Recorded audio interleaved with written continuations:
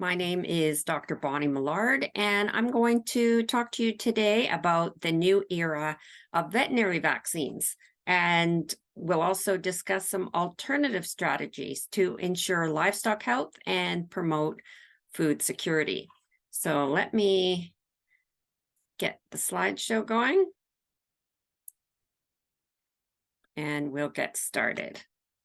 Okay, so just a little bit of background. I've been a research and teaching professor in the area of immunology and immunogenetics for the last 30 years in the Department of Pathobiology at the University of Guelph in Guelph, Canada. I've been very fortunate to work with multiple species over the course of my career, which is pertinent to zoonotic diseases such as COVID. And I've also had the privilege of winning many awards for the work that I've done in the area of immunology. So unknown to many is the key role that veterinary species have played in the history of vaccination. So I called this from variolation to cowpox vaccination.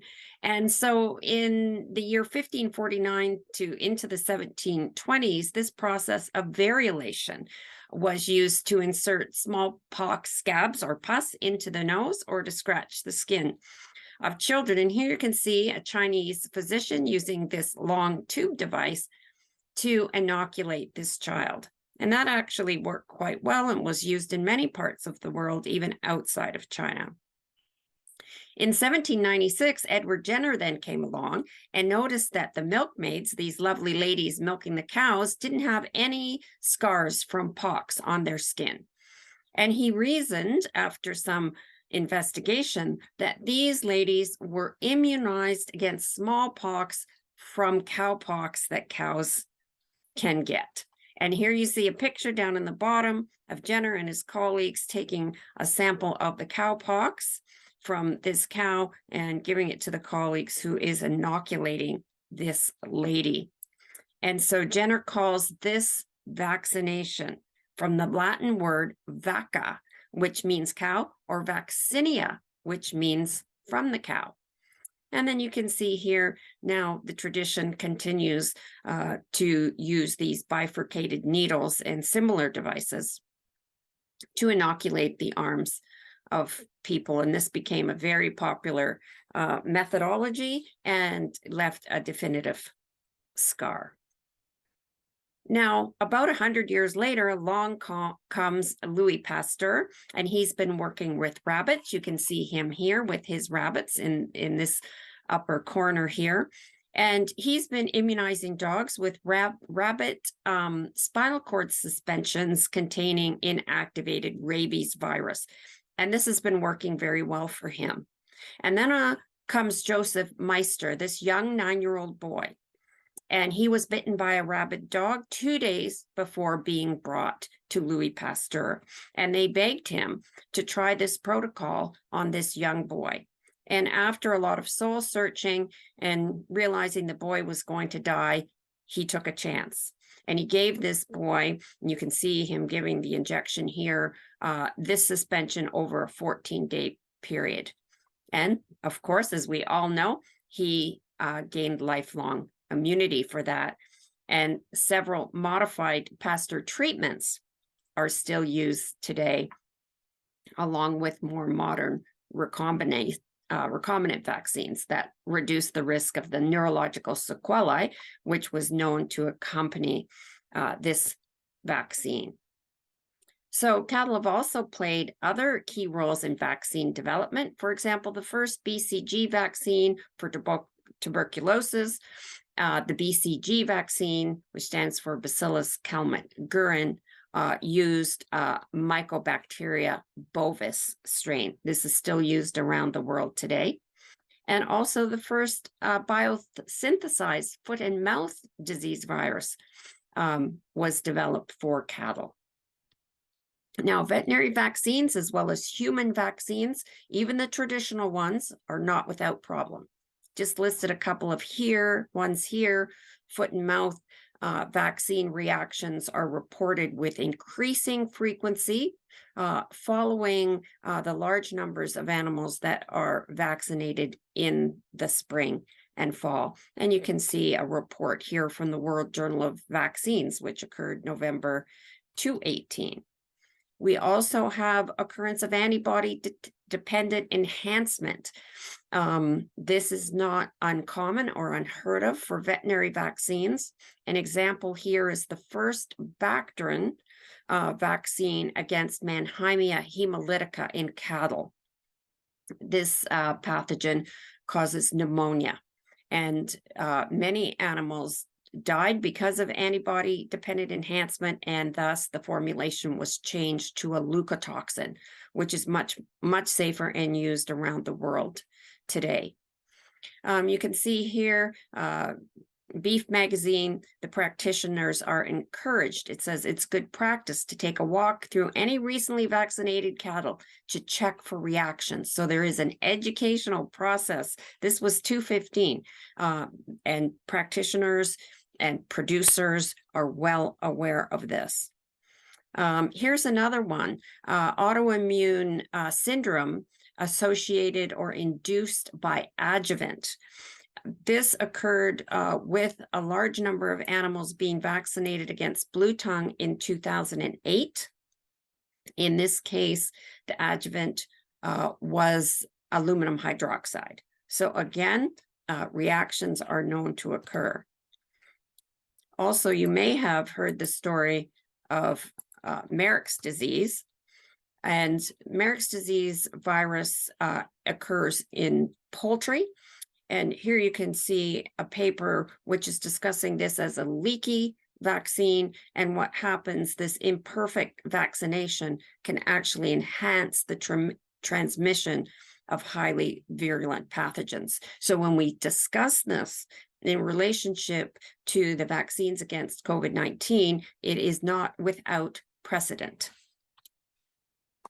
So what about third generation vaccines that are available in livestock, as well as some more traditional vaccines? Just put a couple up here so you're aware. Sequivity, which is Merck Animal Health, uses a novel RNA particle technology.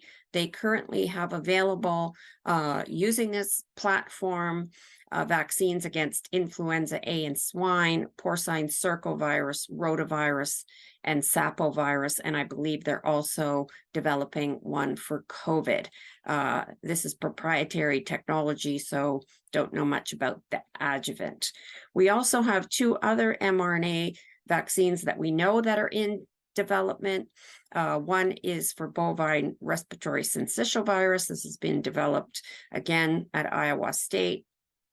And Dept Biotech, working with food and disease agencies in New South Wales, Canada, and Australia, developing RNA vaccines for foot and mouth, as well as lumpy skin disease. University affiliates didn't find any. They may be doing this work in-house. Again, what adjuvant they're using is undisclosed as far as I could see at this point. Now, there are two more traditional vaccines available for COVID-19 in animals. This first one is for the black-footed ferret. And this ferrets are highly prone to influenza and other respiratory pathogens. So this group of researchers at Colorado State were anxious to try to vaccinate these animals, and they did so using purified SARS-CoV-2 spike and with a traditional adjuvant known to work in ferrets. And this vaccine appears to be efficacious with minimal side effects. Zoetis also has developed a COVID vaccine for mink. I think it's done in-house. I didn't see any university affiliates. It is commercially available, and it again uses a traditional spike in an adjuvant. There's no messenger RNA, no lipid nanoparticle, and it seems to work quite well. So it does kind of contrast that the traditional vaccine, more traditional adjuvants seem to have less problems than some of the RNA in lipid nanoparticles that we've talked about. So what are the cautions that we need to consider so we don't make the same mistakes? I'm just going to briefly review these here. What are the risks to the food chain, particularly if we're delivering these with lipid nanoparticles? Is there a risk to this getting into milk and eggs? This is not without precedence. There's a publication here in British Medical Journal showing that the SARS-CoV-2 RNA as well as antibody can be detected in human breast milk. So it may get into milk and eggs. This needs to be thoroughly investigated. If this is the case, could it induce oral tolerance? Again, others here, Wardell and Livings, published a paper showing using the same technology, you can induce tolerance, in this case to autoimmunity. So we need to take this into careful consideration. Are there other environmental risks or risks to other species? So we know, for example, these vaccines can cause myocarditis and other health issues, even prion-like diseases. And so we need to make sure this isn't a risk to the animals. And also, if some of these animals receiving these genetic vaccines are released into the wild, as is the case with ferret and other species, what is the risk to the animals and the environment that they encounter? Also, what is the actual dose of the protein given with these genetic vaccines? And the things that actually affect dose in this case are the genetics of the individual, the age, the metabolism, all play a role. So not every individual is producing the same dose, and dose is critically important. When you use a traditional vaccine, we know exactly the amount of protein.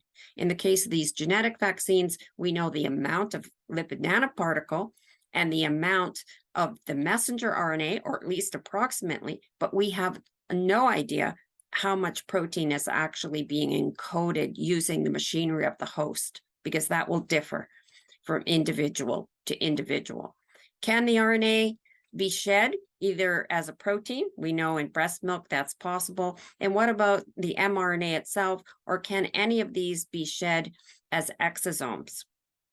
And there is a recent paper, 2021 now, showing exosomes contain spike protein. So it again shows it's possible. We do need to be checking this thoroughly before we put these vaccines into animals. And of course, can this messenger RNA be incorporated into the DNA? And it is now known to be possible using line sign transposable elements. This was published in quite a controversial paper by Alden et al. Showing intracellular reverse transcription in a liver cell line, but it does show it's possible. Now there's a preprint paper by Satter et al. Showing spike mRNA and S protein can co-translocate to the nucleus, again indicating this is possible and needs thorough investigation. Two other quick things that differentiate human vaccines from veterinary vaccines. And the first is with human vaccines, anyone can go on to the clinicaltrial.gov website and find out what vaccines are in the pipeline.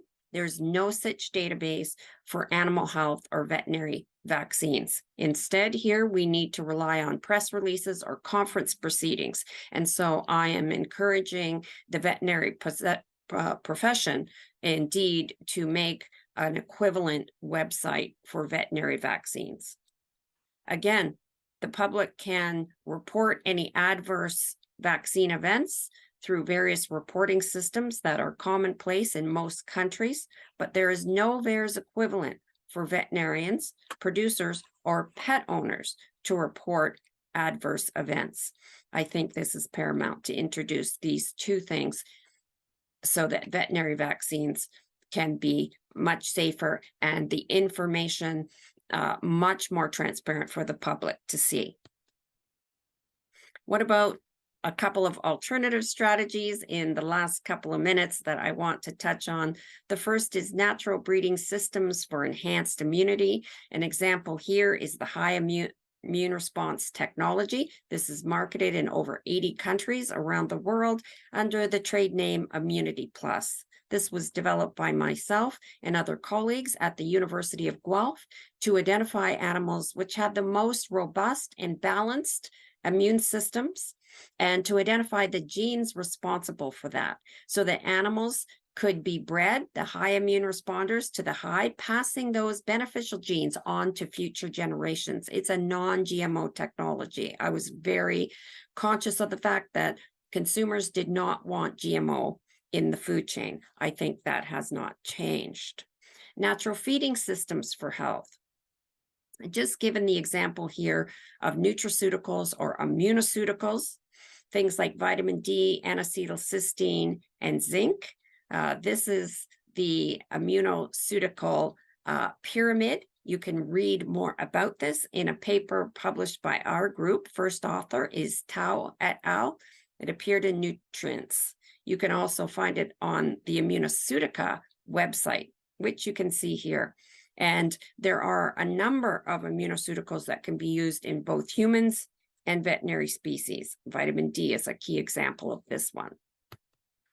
And lastly, natural management systems that better mimic nature. I've just given a couple of examples here. Free-range system for poultry and other livestock are much more commonplace now. These animals are much healthier if they're not caged, and they're kept more in their natural environment. It's also important to keep the offspring with their dams so that they receive the maximum colostrum. And here you can see a picture of beef calves. These beef calves here are kept with their moms on pasture for many months. They receive maximum colostrum this way. They're nursing from their moms for a prolonged period of time. And while these animals are on pasture in their natural environment, it is rare to find any disease. It's not until these animals are shipped to feedlots where they're commingling and they're stressed that you find diseases such as shipping fever. Now, in dairy cattle, the calves are usually taken away from their moms and bottle fed. But dairy producers are starting to think more about this, more about keeping the calves with their moms so that they receive that natural, wholesome colostrum. So all these solutions are simple and safe to apply. They result in a much more harmonious, sustainable food production.